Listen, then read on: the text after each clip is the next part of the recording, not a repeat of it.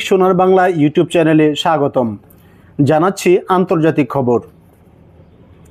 বিশ্বব্যাপী ইসরায়েলকে বয়কটের আওয়াজ উঠেছে। নরওয়ে ইসরায়েলের সাথে তাদের ম্যাচ থেকে প্রাপ্ত সব অর্থ গাজায় মানবিক সাহায্য হিসেবে দান করার প্রতিশ্রুতি দিয়েছে।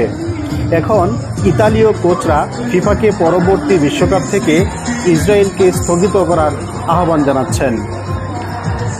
ইতালীয় কোচরা বলছেন, বিশ্বব্যাপী নাগরিক হিসেবে আমরা আপনাদের কাছে অনুরোধ করছি যে যতক্ষণ না ইসরায়েল সরকার গাজায় বেসামরিক নাগরিকদের উপর আক্রমণ বন্ধ করে এবং আন্তর্জাতিক মানবিক আইন সম্পূর্ণরূপে মেনে চলে, ততক্ষণ পর্যন্ত তাদের বিশ্বকাপে অংশগ্রহণ স্থগিত রাখুন।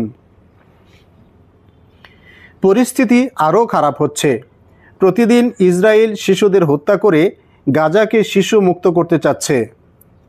প্রসঙ্গত, জাতিসংঘ ইতিমধ্যে আনুষ্ঠানিকভাবে গাজায় দুর্ভিক্ষ ঘোষণা করেছে।